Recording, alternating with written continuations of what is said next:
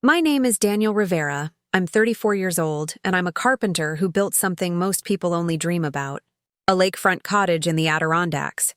Every board, every nail, every window frame crafted with my own two hands over 5 years. It sits on 2 acres of pristine land overlooking Lake George, with a dock I built myself extending into water so clear you can see the stones on the bottom. This cottage isn't just a vacation home.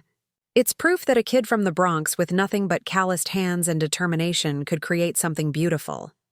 I never thought my own brother would try to steal it from me using our dying father as the weapon.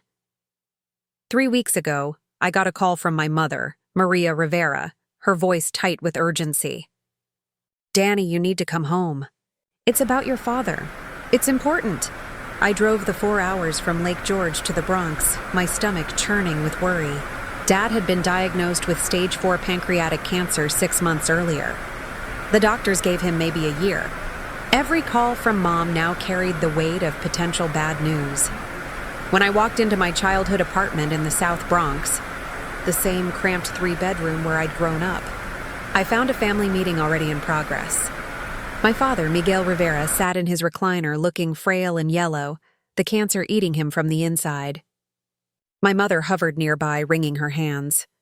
And there, sitting on the couch like he owned the place, was my younger brother Carlos, 31, with his wife Jessica and their 3 kids, Miguel Jr., who's 8, Sophia, who's 6, and baby Mateo, who's 2.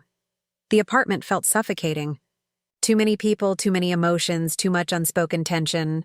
My father cleared his throat, a wet, rattling sound that made me wince, and spoke in that voice that used to command respect, but now just sounded tired.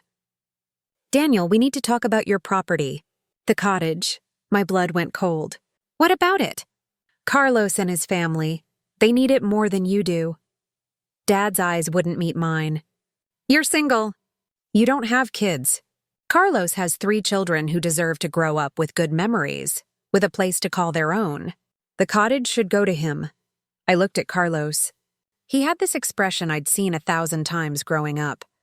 Smug satisfaction barely hidden behind fake concern. "It would mean everything to the kids, Danny," he said, using the nickname only family used, weaponizing our shared history. "A place like that, it could change their lives." Jessica nodded eagerly, bouncing baby Mateo on her knee. "The kids would have somewhere to spend summers, to make memories. Isn't that what family's about?" I felt like the floor had dropped out from under me. That cottage took me 5 years to build. 5 years of every weekend, every vacation day, every spare dollar I had. I built it with my own hands. "Which is exactly why it means you can do it again," Mom said quietly, her voice apologetic but firm. "Carlos can't build something like that. You have skills. You're strong. You can start over." There it was. The same logic that had defined my entire childhood. Daniel is strong. Daniel is capable. Daniel doesn't need things because Daniel can provide for himself. Carlos needs help. Carlos needs support.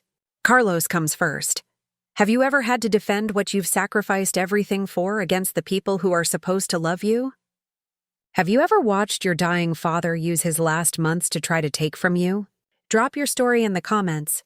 Because what I discovered about Carlos's real plans changed everything and led to a confrontation that destroyed our family, but saved everything I'd worked for. Let me take you back to the beginning, because understanding how we got here explains why this betrayal cut deeper than anything else could. Grew up in a small 3-bedroom apartment on East 138th Street in the South Bronx. My father worked construction, hard physical labor that left him exhausted and aching every night. My mother worked as a home health aide, caring for elderly clients in Manhattan and coming home to care for us. Money was always tight. Not poverty level, but the kind of tight where you wear the same pair of sneakers until they're literally falling apart. Where eating out means McDonald's maybe once a month as a treat. I was 6 when Carlos was born, and I remember being excited to be a big brother. I helped Mom change diapers, entertained him when he cried, taught him to stack blocks. But even at that young age, I started noticing differences. Carlos got new clothes from Target. I wore hand-me-downs from cousins. When Carlos wanted a toy, somehow money appeared.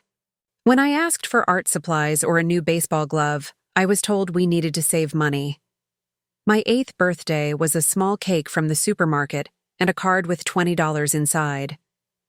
Carlos's 2nd birthday was a party at a rented community center with a bounce house, a cake from a real bakery, and probably 50 relatives. When I asked why his party was bigger, Mom said, "You're the older one.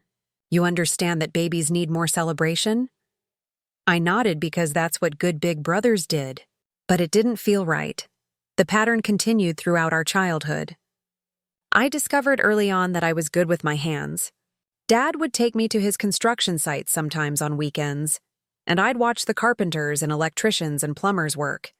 By the time I was 12, I was helping Dad with repairs around the apartment, learning how to fix things, how to build things. It became my escape and my passion. Carlos, meanwhile, was the golden child. He was funny and charming and knew exactly how to make Mom and Dad laugh. He'd tell stories at dinner that had everyone in stitches. He'd bring home decent grades and get praised like he'd won a Nobel Prize. I'd bring home straight A's and get a distracted good job. Before the conversation shifted back to whatever Carlos was doing. When I was 16, I started working part-time at a local hardware store after school. I saved every paycheck, dreaming of having my own tools someday, maybe starting my own carpentry business.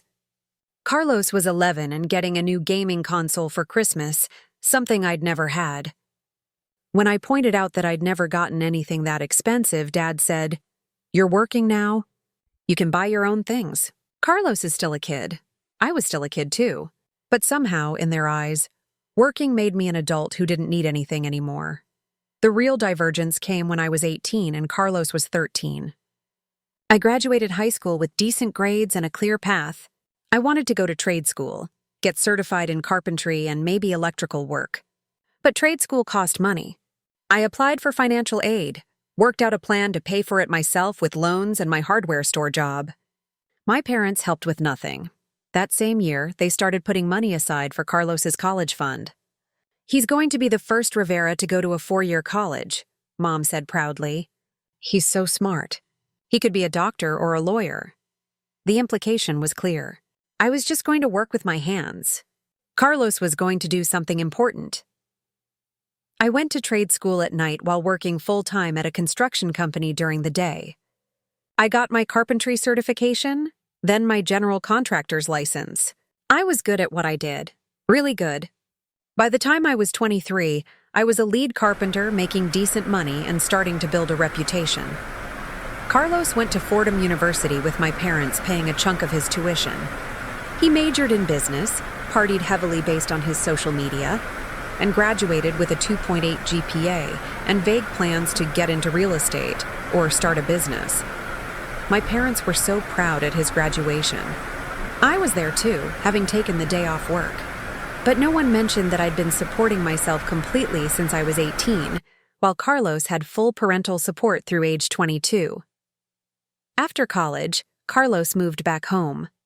He got a job as a sales associate at a car dealership, quit after 3 months, then tried being a personal trainer, quit after 2 months, then worked at a bank, quit after 5 months. Each job ended because it wasn't the right fit, or didn't appreciate his talents. My parents let him live at home rent-free while he figured things out. I, meanwhile, had moved into a tiny studio in Yonkers, saving aggressively. I had a dream. I wanted land. I wanted to build something of my own. Not for investment, not to flip, but to create something permanent that I could point to and say, "I made that." When I was 27, I found it. 2 acres of undeveloped land on Lake George in the Adirondacks, selling for $85,000. It was raw land, no utilities, no structures, just trees and rocks and a shoreline. The owner was an elderly woman who'd inherited it and couldn't maintain it. I offered $80,000. She countered with $80,500, and we had a deal. I emptied my savings account.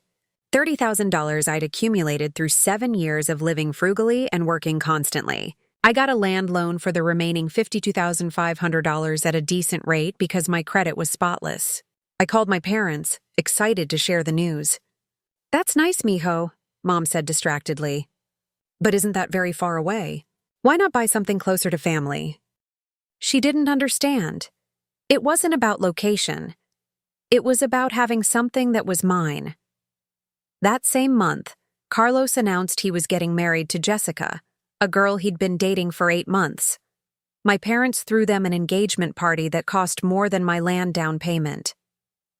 I sat in the corner at that party, watching everyone celebrate Carlos, and felt the familiar hollow ache of being invisible. The wedding was even bigger. My parents paid for most of it, probably $25,000 total for a wedding at a nice venue in Westchester with 200 guests. I was the best man, standing next to Carlos, watching him marry a woman who seemed sweet enough, but clearly had no idea about money management. They honeymooned in Cancun, 7 days at an all-inclusive resort. My parents gifted them the honeymoon. I went to Lake George that weekend instead of the reception after party and walked my land in the rain, imagining what I was going to build. Over the next 5 years, I built my cottage. Every weekend I could, I drove 4 hours north to my property. I started with clearing the land, removing rocks and stumps myself to save money. Then I had a well drilled and a septic system installed, the only parts I hired out because they required special equipment. For the cottage itself, I did everything. I poured the foundation with the help of 2 carpenter buddies, trading my labor on their projects for their help on mine. I framed the entire structure myself, 2 stories with a covered porch facing the lake. I ran all the electrical, getting my electrician friend Marco to inspect it and sign off on the permits. I did the plumbing, the insulation, the drywall, the flooring. I sourced materials carefully.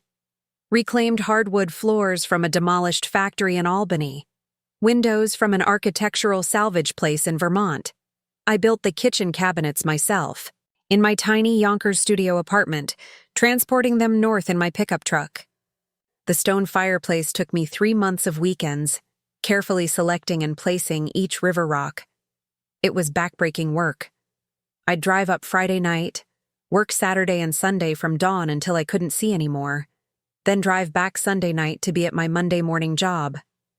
I ate sandwiches and slept in a tent on my property, then later in my truck, then finally in the partially finished cottage as it came together. My parents never visited, not once in 5 years. They never asked to see progress photos. They never acknowledged what I was doing. They were too busy helping Carlos and Jessica, who'd had their first baby, Miguel Jr., then their second, Sophia, then their third, Mateo. Each grandchild was celebrated with fanfare and gifts and constant attention. I became Uncle Danny, the guy who showed up for birthdays with nice presents and then disappeared back to whatever he was doing. The kids barely knew me. I barely knew them. But my cottage was rising from nothing. By year 3, it was weather-tight with a roof and windows. By year 4, it had functional plumbing and electricity. By year 5, it was finished. 1,200 square feet of handcrafted perfection. An open floor plan with the kitchen, dining, and living area all flowing together. 2 bedrooms upstairs. A bathroom with a clawfoot tub I'd restored myself. That porch with rocking chairs where you could watch the sunrise over the lake. The dock came last. I spent an entire month building it, driving pilings deep into the lake bed, constructing a stable platform that extended 30 feet into the water.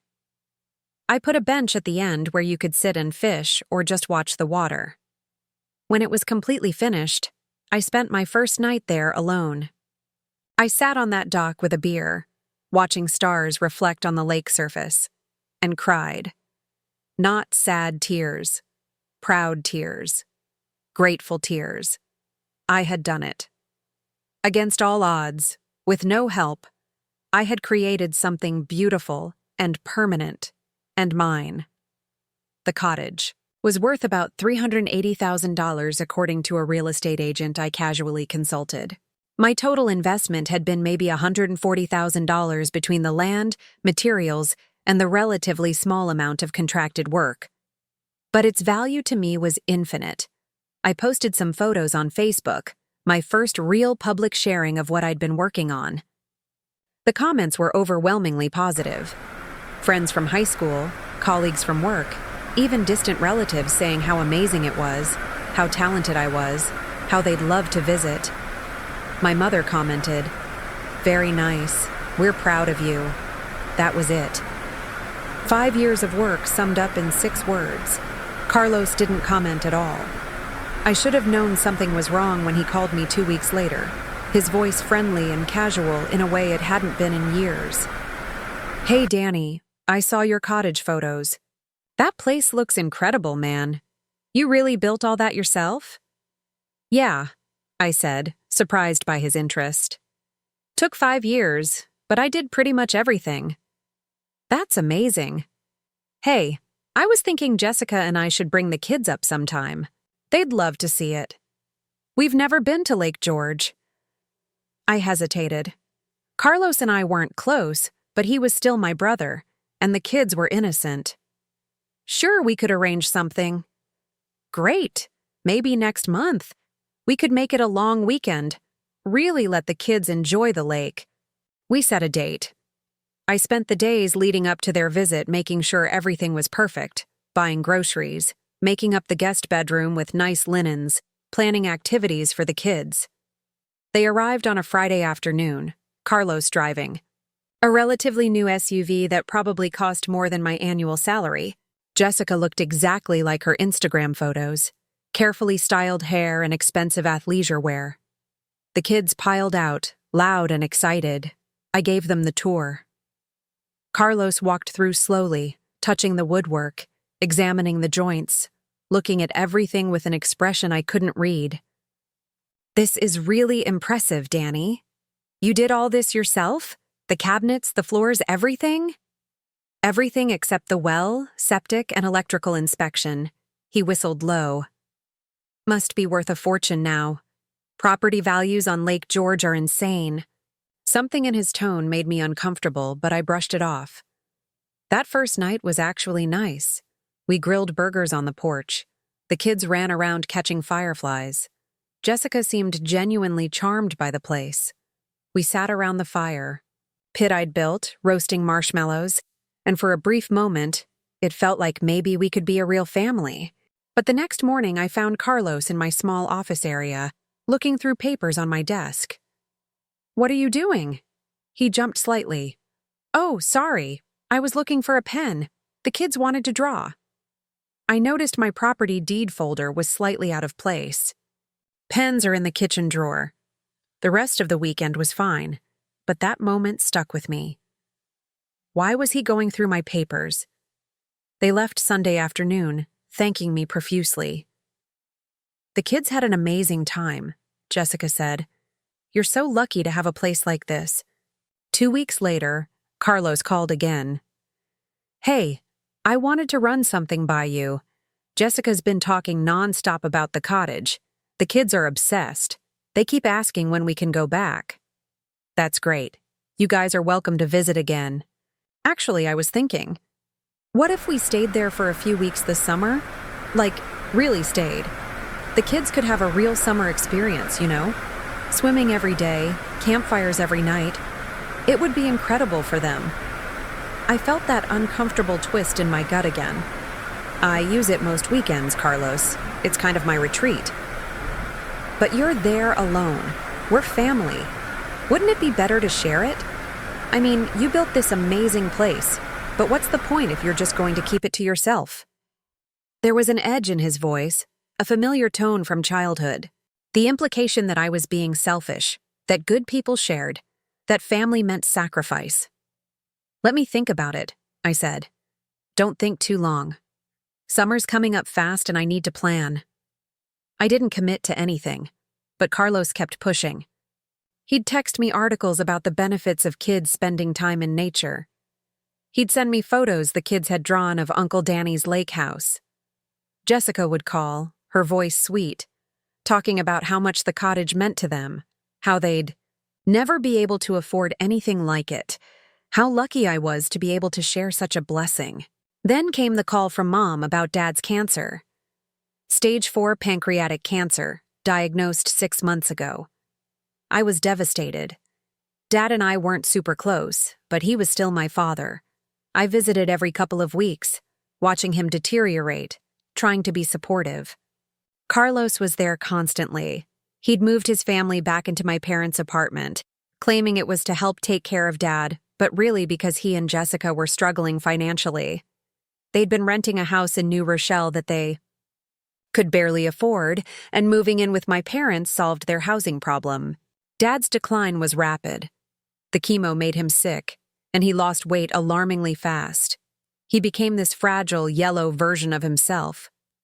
And through it all, Carlos was there, whispering in his ear, caring for him, being the devoted son. Which brings us back to 3 weeks ago, to that family meeting where Dad told me I should give my cottage to Carlos. I sat in that cramped living room, my childhood home feeling like a trap, and looked at each of them. Dad looking like he'd already accepted my surrender. Mom, guilty, but determined. Carlos and Jessica, barely hiding their anticipation. The kids, innocent, playing with toys on the floor. I need time to think about this, I said finally. There's not much time, Dad said, his voice weak. I don't know how much longer I have. I want to know my grandchildren are taken care of before I go. The guilt was immediate and crushing. My dying father wanted this. Who was I to refuse? I'll think about it, I repeated and left. I drove back to Yonkers in a daze. When I got home, I called my cousin Marco, the electrician who'd helped me with the cottage. Marco was 10 years older than me, had watched our family dynamics his whole life, and had never bought into my parents' favoritism of Carlos. They want you to give him the cottage, Marco said flatly after I explained. They're using your dying father to manipulate you into handing over 5 years of work. But Dad's really sick, Marco. What if he dies and I refused his last wish? Danny, your father has been refusing your wishes your whole life. Every time you needed something and got told no while Carlos got yes. Every time you worked your ass off and got a pat on the head while Carlos got a parade. This cottage is your only real asset. If you give it to Carlos, you'll have nothing. But the kids have 2 parents who should provide for them. Not their uncle who's done nothing but provide for himself because nobody else ever did. His words hit hard because they were true. Over the next week, I couldn't shake the feeling that something was wrong. Carlos's eagerness, the way he'd been looking at my papers, the constant pressure. It felt like more than just wanting a nice place for his kids. I decided to do something I'm not proud of. I called my realtor friend, Sandra Torres, who specialized in Adirondack properties. Sandra, if someone wanted to know the market value of my cottage, could you find out if they'd contacted any agents? I can ask around. Why? Just a hunch. 2 days later, Sandra called back. Danny, I found something interesting. Your brother, Carlos, contacted 3 different real estate agents in the Lake George area about a month ago. He told them he was about to inherit a lakefront cottage and wanted market analysis and potential listing strategies. My blood ran cold. He said inherit? That's what they told me. He apparently showed them photos of your cottage and asked what it would sell for, how fast it would move, and what their commission structure was. I felt sick. Thanks, Sandra.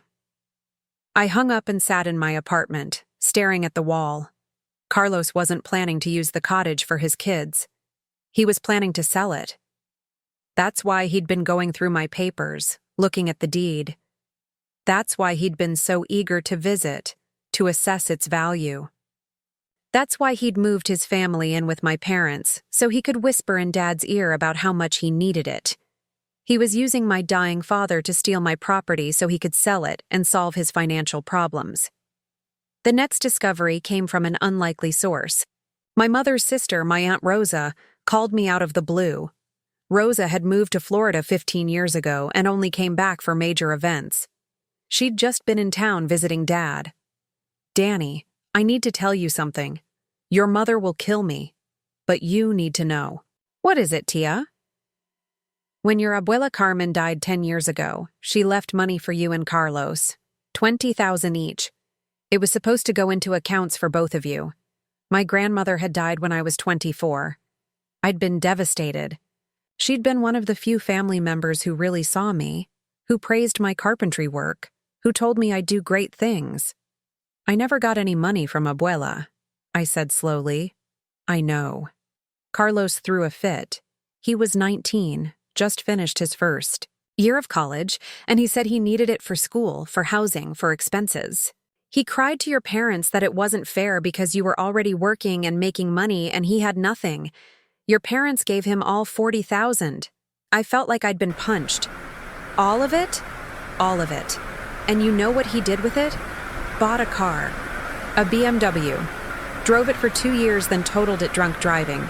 Your parents covered that up too, paid his legal fees, made it go away. I sat in stunned silence. I should have told you years ago, Rosa continued, her voice thick with regret. But your mother begged me not to, said it would only cause problems, that you were doing fine anyway. But now, with what they're trying to do with your cottage, you need to know. This is a pattern, Danny. They've always given Carlos everything and expected you to accept nothing. After I hung up, I sat in my apartment for hours, processing everything.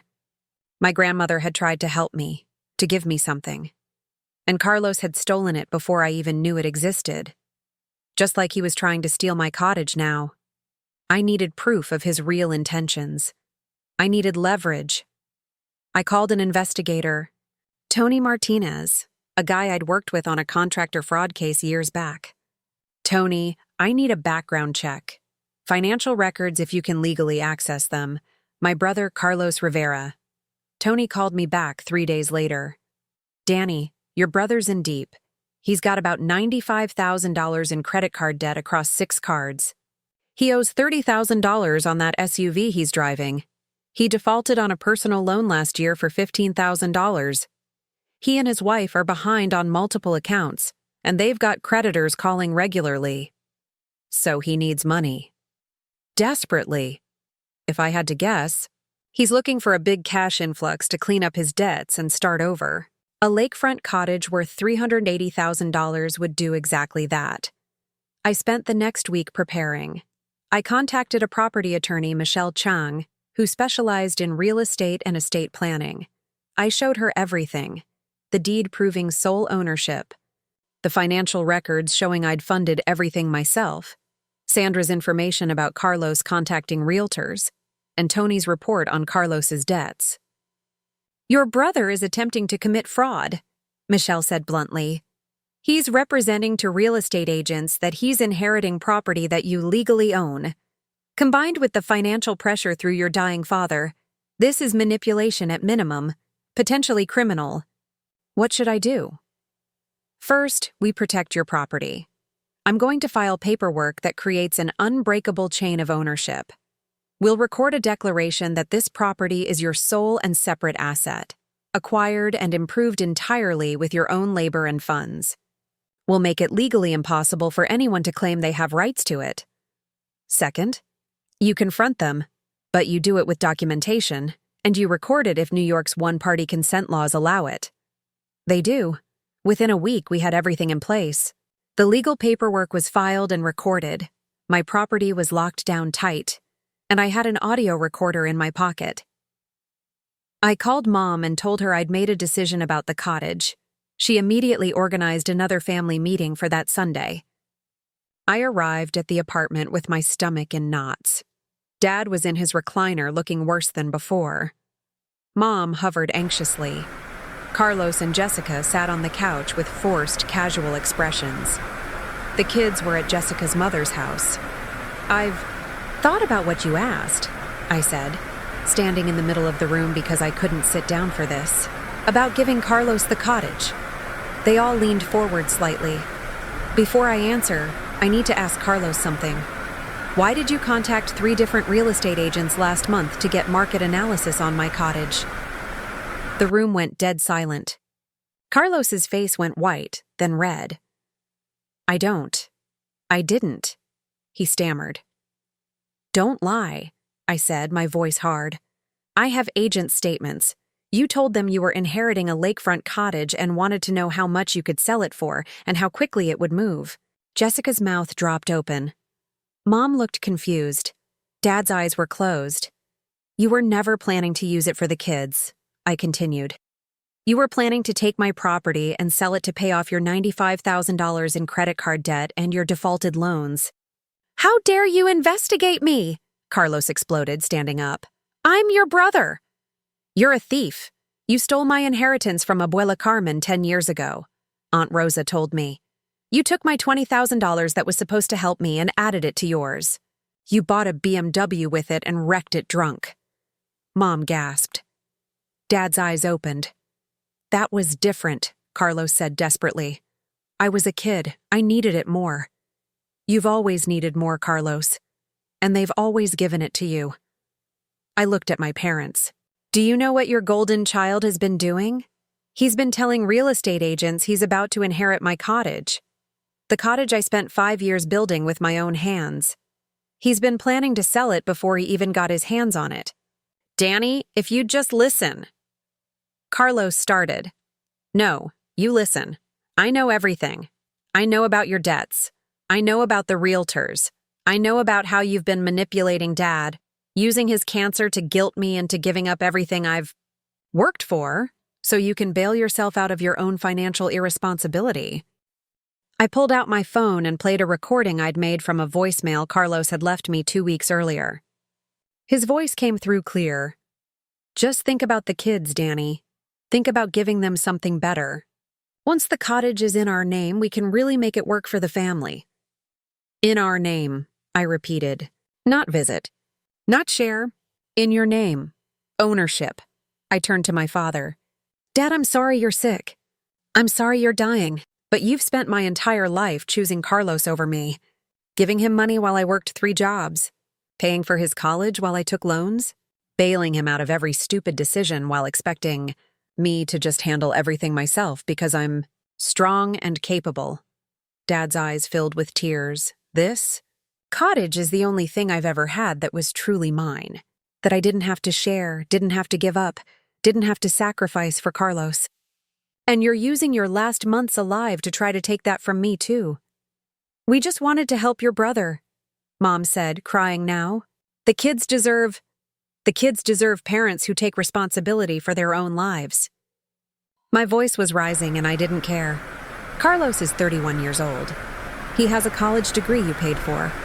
He's had every advantage, every opportunity, every dollar you could give him. And what has he done with it? Racked up nearly $100,000 in debt and come back to steal from me. I pulled out the legal documents Michelle had prepared. This is a declaration of sole ownership of my cottage property. It's been filed with the county.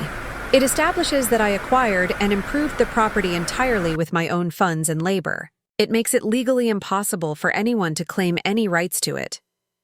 I placed the papers on the coffee table. I'm not giving you my cottage, Carlos. Not for the kids. Not for Dad. Not for anyone. It's mine. I earned it. I built it. And you can't have it! Carlos lunged at me. Actually physically lunged, but Jessica grabbed him. You selfish bastard, he screamed.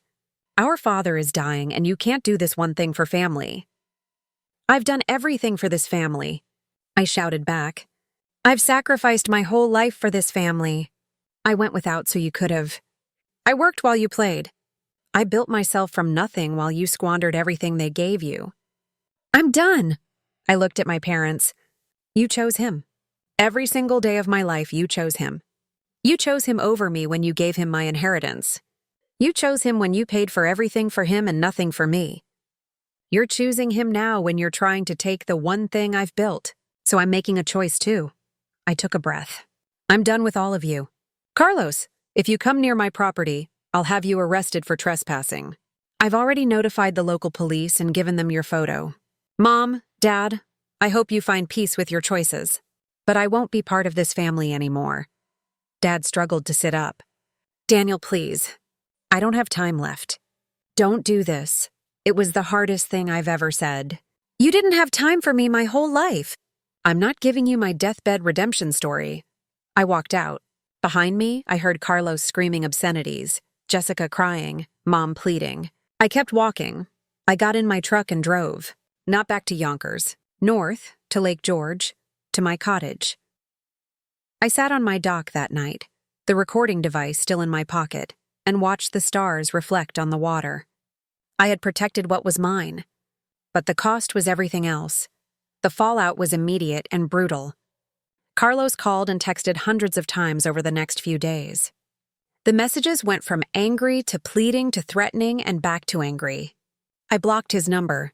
Mom called crying, begging me to reconsider, to come back, to not abandon Dad in his final days.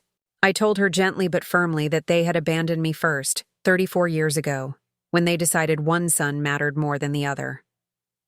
The call from Dad came a week later. He sounded weak, his breathing labored. Daniel, I need to tell you something before it's too late. I'm listening. I was wrong. Your mother and we were wrong. We thought Carlos needed more because he seemed weaker. But we made him weak by giving him everything. And we made you strong by giving you nothing. That wasn't fair.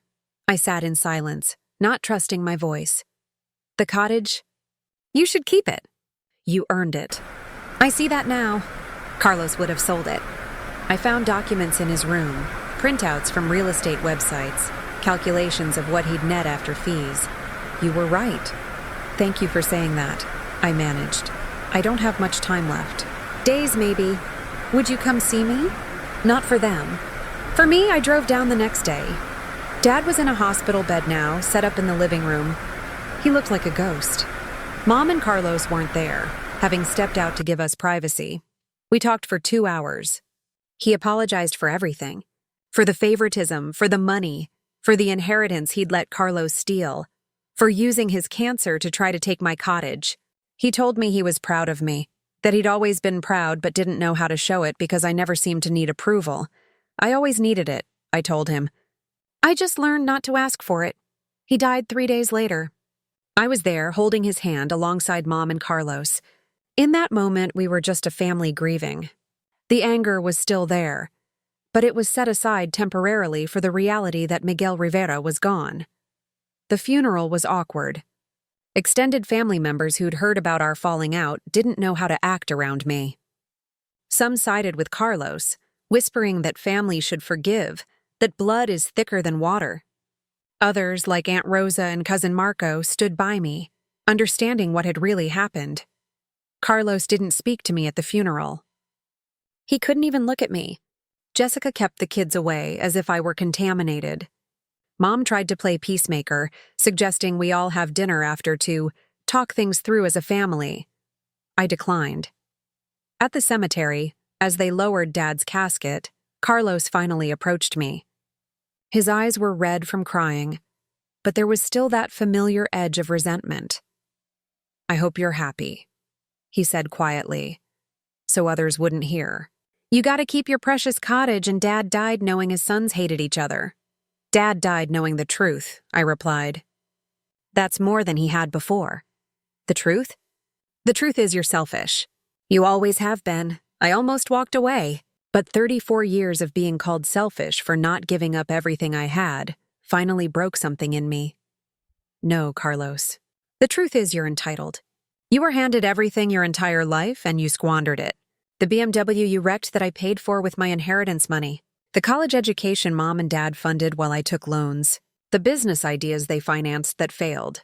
The credit cards you maxed out expecting someone else to bail you out. You've never earned anything, never built anything. Never sacrificed anything. And when you saw that I had something valuable, something I'd spent 5 years building with my own hands, you tried to steal it by manipulating our dying father. People were starting to stare. I lowered my voice. I'm not selfish for keeping what's mine. You're not entitled to my life's work just because you're my brother. And if Dad had lived, if I'd been weak enough to give in, you know what would have happened? You would have sold my cottage, blown through that money in 2 years, and come back asking for more. Because that's who you are. That's who you've always been. Carlos's face went purple. I'm done, I said. Enjoy the inheritance Mom and Dad left you. I'm sure you'll waste that too. I walked away from the cemetery, from the family gathering afterward, from all of it. What Carlos didn't know What I discovered a week later when Dad's will was read was that Dad had made a change in his final days. The will had originally split everything 50-50 between Carlos and me. Dad's life insurance, about $75,000, the small savings account, maybe $20,000, and some other minor assets. The revised will, executed 3 days before his death with his attorney present, changed things. Carlos got the life insurance and savings. I got something else, a letter and Dad's confession. The letter was addressed to me, written in Dad's shaky handwriting. Daniel, if you're reading this, I'm gone. I need you to know that I finally understand what we did to you. Your mother and I broke something in you by always choosing Carlos. We made you feel invisible. We made you feel like your accomplishments didn't matter. We made you feel like you had to be strong and silent and self-sufficient because needing things was weakness. That was wrong. So wrong. I've left Carlos the money because he needs it to survive. But I've left you something more important: documentation. In this envelope are copies of every check we ever wrote to Carlos, every payment we made on his behalf, every bailout. It totals $347,000 over the years. College tuition, wedding, failed businesses, debt payments, rent, cars, everything. You received $11,000 total from us in your entire life. Mostly birthday and Christmas money when you were young. I'm leaving you this not to hurt Carlos, but to prove to you that what you felt was real. The favoritism was real. The inequality was real. You weren't imagining it or being oversensitive. We failed you, and this is my proof of that failure. Your mother doesn't know about this documentation. She'll be angry when she finds out. But you deserve to know the truth in black and white. I'm proud of you, son. I'm proud of the man you became despite us, not because of us. Your cottage is beautiful because you built it with your own hands and your own money and your own vision. Don't ever let anyone take that from you. I love you. I'm sorry I didn't know how to show it when it mattered. Dad, the documentation was all there. Bank statements, canceled checks, credit card payments, receipts. 23 years of financial favoritism laid out in undeniable detail. I sat in my Yonkers apartment holding those papers and cried. Not because of the money, but because Dad had finally seen me, finally acknowledged what I'd lived through, finally validated that I wasn't crazy or bitter or oversensitive. The favoritism had been real. And now I had proof. I made copies of everything and filed the originals in a safety deposit box. Then I called Michelle Chang, my attorney. I need your advice. My father left me documentation showing my parents gave my brother $347,000 over the years and gave me $11,000. If Carlos ever tries to claim he has any right to my cottage or any of my assets, can I use this?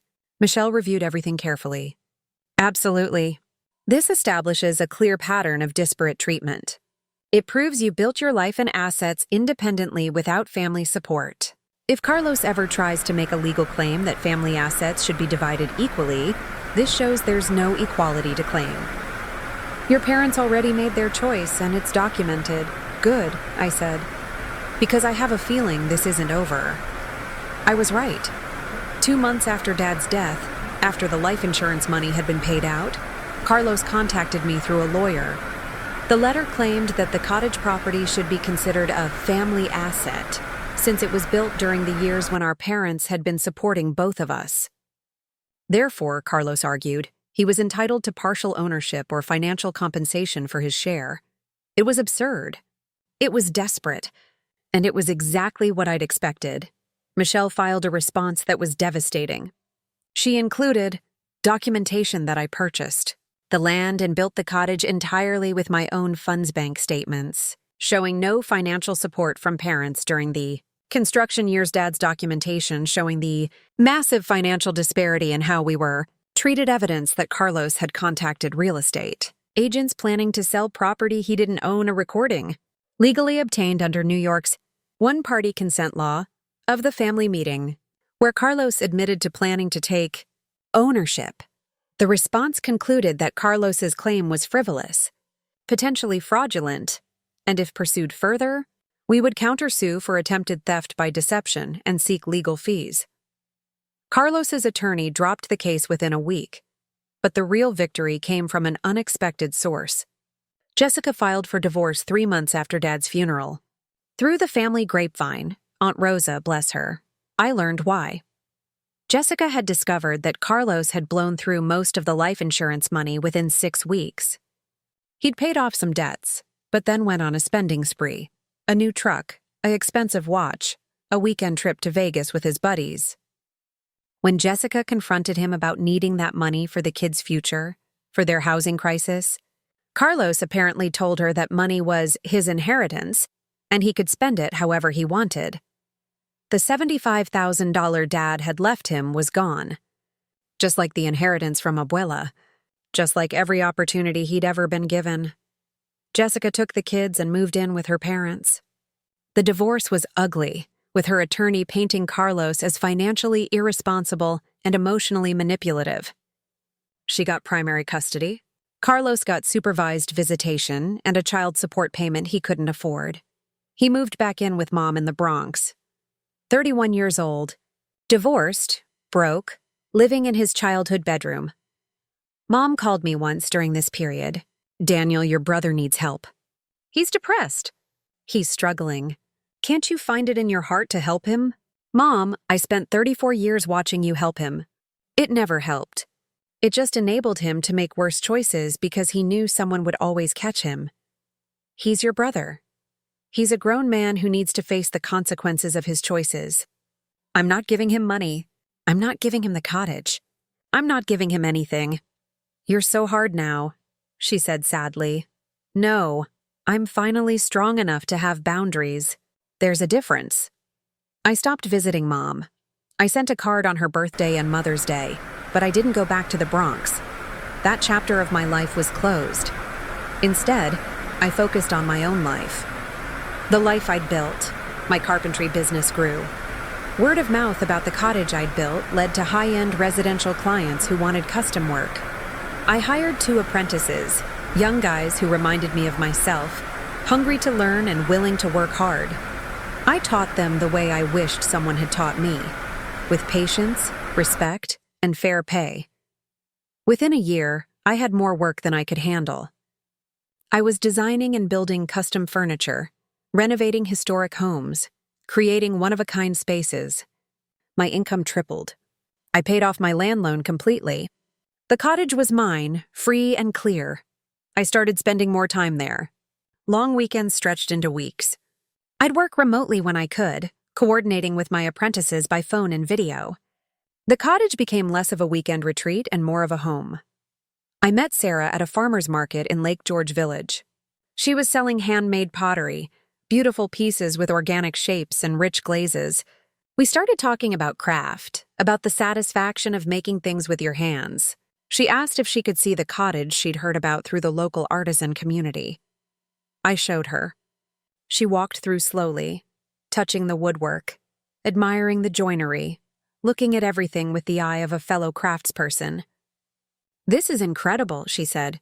"You can feel the love in every detail." We started dating, slowly, carefully, because I'd built walls around myself that were hard to breach. But Sarah was patient. She understood the value of something built carefully over time. A year after Dad died on the anniversary of his death, I sat on my dock with Sarah beside me.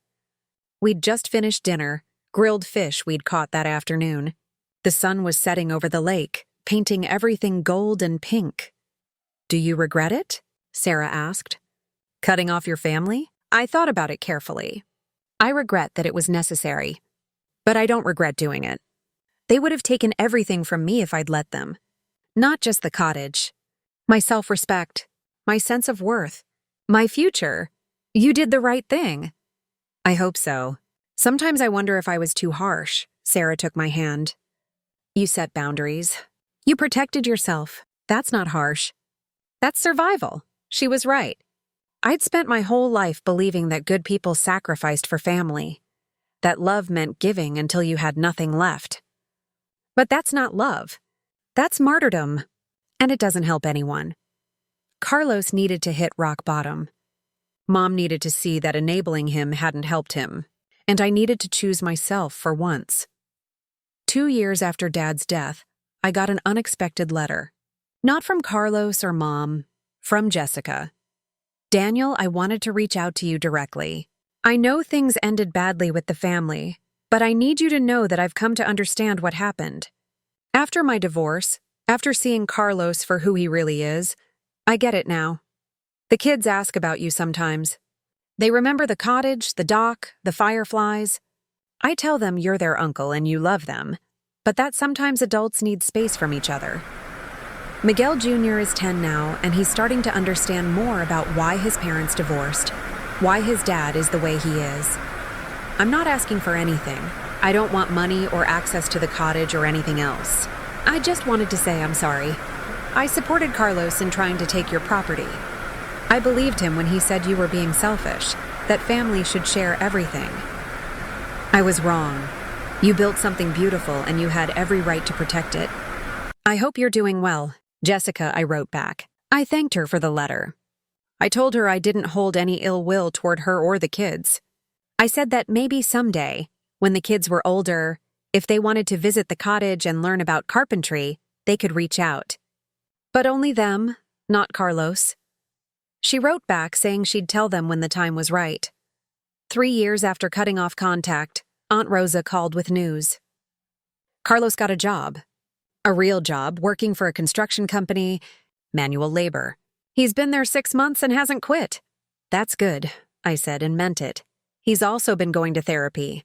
Court-ordered at first because of the divorce, but he's kept going even after his requirement ended.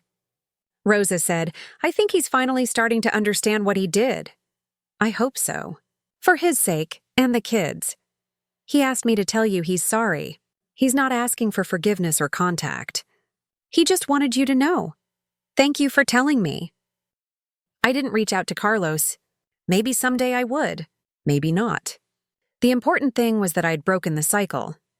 I'd stopped being the person who sacrificed everything for people who would never appreciate it. Today, I'm 37 years old. My carpentry business has expanded to 5 full-time employees. We specialize in custom sustainable builds using reclaimed and locally sourced materials. Last year, we did over $800,000 in revenue. Sarah and I got married last summer. The wedding was small, just close friends and the family members who'd supported me. Aunt Rosa, Cousin Marco, a handful of others. We got married on my dock at sunset. I built an arbor from driftwood and Sarah made ceramic decorations. It was perfect. We live at the cottage full-time now. I sold my Yonkers apartment and used the money to expand the cottage slightly, adding a workshop where I design pieces and Sarah has her pottery studio. The cottage is now worth approximately $520,000 according to recent appraisals. But its value to me is still infinite. It represents every hour I worked when I could have been partying. Every weekend I spent building instead of relaxing. Every sacrifice I made to create something permanent and beautiful. It represents choosing myself when everyone else had chosen my brother. Mom and I have limited contact now. We talk maybe once every few months. She's accepted that I'm not coming back to the family fold. She asks about my life, about Sarah, about the business. I keep it surface level. The wounds are too deep for more than that. I heard through Rosa that Carlos is doing better. He's still working construction, has a small apartment, shares custody of his kids now instead of supervised visitation. He's apparently good at his job, which doesn't surprise me. We come from the same stock, have the same hands. He could have always done this work if he'd been willing to. Maybe he needed to lose everything to find himself. I don't know. That's his journey. Miguel Jr. reached out last month. He's 13 now and found me on social media. He sent a message. Uncle Danny, I remember your cottage. I remember fishing off your dock. I think I'd like to learn carpentry someday. Would you teach me? I stared at that message for a long time. The kid was innocent in all this. He deserved a chance. I wrote back, when you're 16, if you're still interested, come spend a summer with me. I'll teach you everything I know. He responded immediately, I'll be there. To anyone reading this who's dealing with a family that takes and takes and takes, expecting you to give because you're the strong one, or the capable one, or the successful one. You are not required to set yourself on fire to keep them warm. Family should be mutual support. Family should be people who celebrate your victories instead of trying to claim them. Family should be people who respect your boundaries instead of calling you selfish for having them. If your family doesn't do that, it's okay to walk away. It's okay to protect what you've built. It's okay to choose yourself. I fought for my cottage and I won. Not just the property, but something more important. My sense of self-worth. My understanding that I deserve to have something that was mine. My freedom from a lifetime of being told my accomplishments didn't matter as much as my brother's needs. The cottage still stands on Lake George. Every board and beam built with my own hands. Every morning I wake up there, walk onto that dock, and watch the sun rise over water so clear you can see the stones on the bottom. And every morning I remember, I built this. Nobody gave it to me. Nobody can take it from me. It's mine, that's my story. That's my truth. And I'm finally free.